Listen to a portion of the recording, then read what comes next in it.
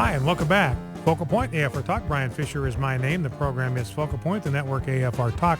Grab a couple of quick phone calls before we turn our attention to the abortion issue. Let's go to Rebecca in Rogers, Arkansas. Rebecca, welcome. Okay, Rebecca, let me see if I can grab you and bring you in here.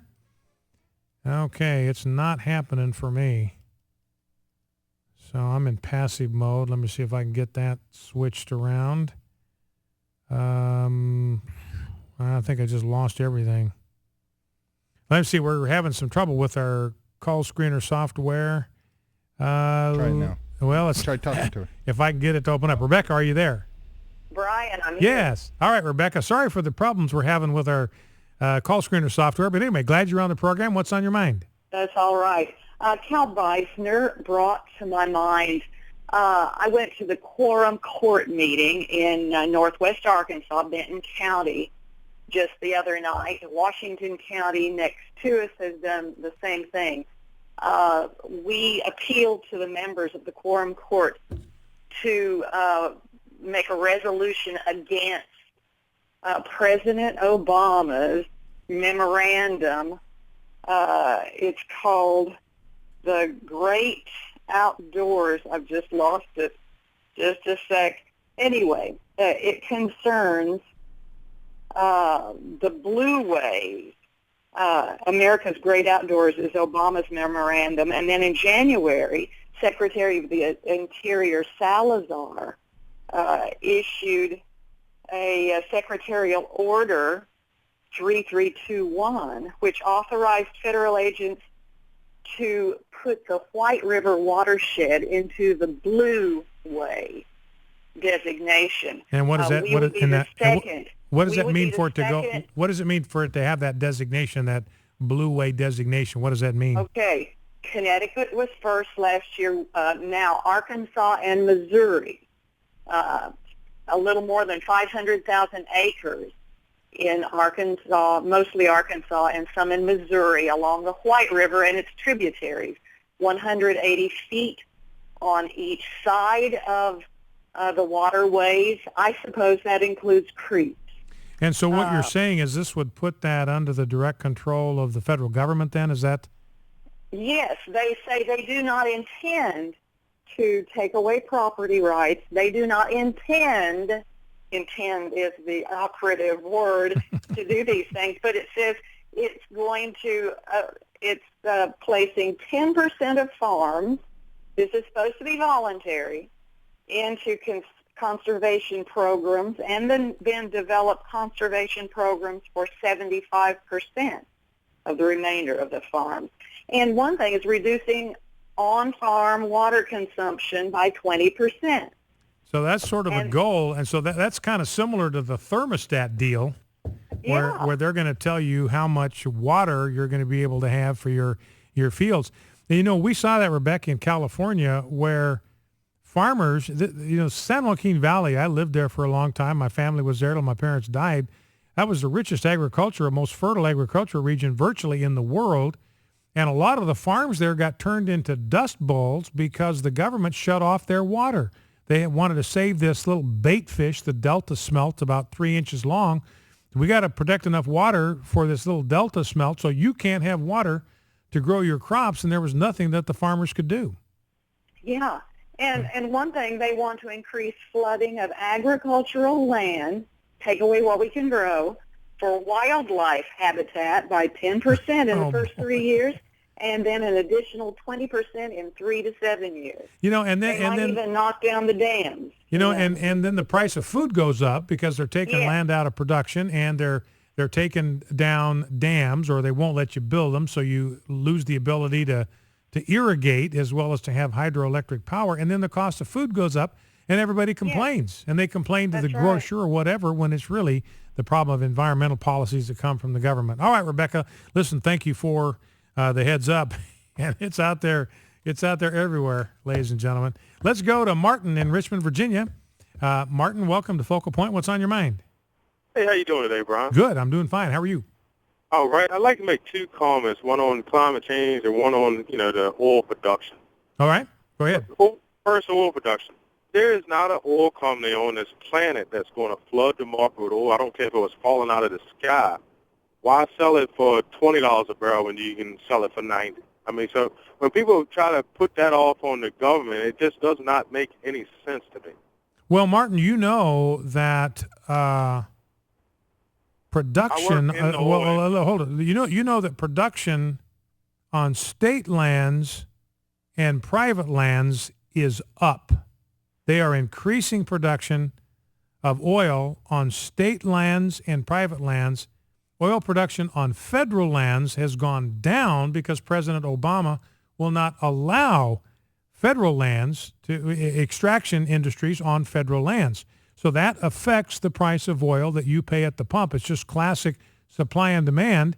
If the government is artificially reducing the supply, it's going to increase the demand. That's going to make it more expensive. So, yeah, the government is directly impacting your cost at the pump. No, that's not true, Brian. You're leaving out a major aspect of it. They're shutting down oil refineries, not because they don't have enough oil to produce. It's because they can make more money selling less oil. I mean, that's business. Well, no, but see, I think what you're missing here, Martin, is that if you get the government out of the business of regulating commerce, whether it's the price of tomatoes or the price of oil, and you allow the free market to work, then these things begin to stabilize and the consumer is the one that benefits. In other words, everybody that's in the oil business has an incentive to offer oil to you at a price that will persuade you to buy the product from them. They know if their prices are lower than the prices of their competitors, then they will buy it from you. How do they bring the price down? You got to increase the supply. The more supply there is, the lower the cost to the consumer. Now, what will happen, Martin, if you're saying, well, oil companies just won't produce oil so they can charge more. Well, if I've got an oil company and I decide, I want to make $90 a barrel, so I'm going to restrict my production. If I have a competitor that's out there that's willing to sell oil for $70 a barrel, where are people going to buy their oil? They're going to buy it from my competitor. What's going to happen to me? I'm going to go out of business. I won't be making $90 a barrel. I won't be making a dime. So what do? I drop my price down to $70 a barrel to match my competitor. What does he do? When he sees that I'm now charging $70 a barrel, he cranks up production, drops his price down to $65 a barrel. What do? I drop my price. Who benefits? You and I. We're the ones that benefit, Martin. Competition is what brings the price of oil down. When you explain it, Brian, you leave out a huge aspect of it. And that is when the oil's done, it's done. It's not something that's going to keep reoccurring. Martin, pump it all out, dude. Martin, we have got so much oil supply around the world. In fact, let me see if I can dredge up that story. Had it kind of buried down in my environmental stack, but our own government is raising the estimates of how much fuel there is, especially in some of these oil shale products. One of the stories I've got says that the earth is basically awash in shale oil, and we can now extract it through fracking and other kind of extractive processes, and the earth is awash in oil. The only thing that's holding it back is governmental policies that keep us from getting to it. Here it is. The world is swimming in shale. This is from the American Interest. Nearly a third of the world's technically recoverable natural gas and 10% of its oil can be found in shale formations, according to a new report by the Energy Information Administration. Thanks to fracking and horizontal drilling, there is a bounty of oil and gas available to countries around the world. In fact, you know who's freaking out over this, Martin? It's Saudi Arabia, because they've had a virtual monopoly. They've been able to kind of set oil prices simply by withholding production. And now we've got the world swimming in shale. Saudi Arabia is totally freaked out because we are swimming in oil. In its regional breakdown, and this is from the Energy Information Administration, I'm not sure if that's a government agency or not, but a reputable source. In its regional breakdown, North America looks like a big winner.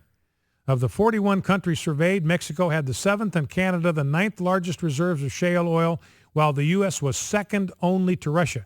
So we have the second largest shale oil deposit of anybody in the world, second only to Russia. And North America is swimming in it. Mexico is seventh. Canada is ninth. Meanwhile, the United States, Canada, and Mexico were in fourth, fifth, and sixth place in the ranking of the largest technically recoverable shale gas reserves. So, Martin, the reality is we are swimming in the stuff. And if we would get government out of the way and let our oil guys go to work, the price of gas at the pump could be, I don't know, cut in half maybe. Hey, Brian? Yes, sir. Does that study that you just quote how much oil we consume per capita annually, and how much China and India and Russia, when they could start consuming as much as we consume, where is the oil going to come from? You're not listening, Martin. Martin, you're not listening. You're not listening. The world is swimming in shale. It's there. If we start consuming more, we'll just extract more. We'll refine more. That's where it'll come from. I mean, the world is swimming in shale, Martin. I mean, that's right here. Energy Information Administration. That's not me saying that. It's going to be gone. I mean, so what do we wait till it's No. We have hundreds. Gone? Martin, we have hundreds of years right now. Yeah, hundreds of years of proven reserves of natural gas. Right now, as you and I are talking, Martin, we have hundreds of years of proven reserves of natural gas. We are not going to run out of this stuff in several lifetimes minimum, and then we'll just find more. Is that for the United States or for the entire world that's constantly consuming more and more oil every year? Well, yeah. Well, so we'll extract and refine more oil. That's how it works, Martin. If the demand goes up, if more people want more oil, our oil guys will get it for them. That's how it works. Here's another story from hotair.com. The federal government is doubling its estimate of how much oil might be discovered and harvested in the booming area of the Dakotas and Montana.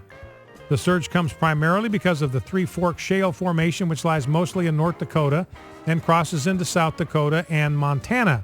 Advances in drilling techniques and growing activity by oil companies caused the U.S. Geological Survey to take a closer look. The USGS now thinks the Three Forks Formation contains 3.73 billion with a B barrels of undiscovered and technically recoverable oil. We are swimming in oil. Focal Point AFR Talk, back in 2.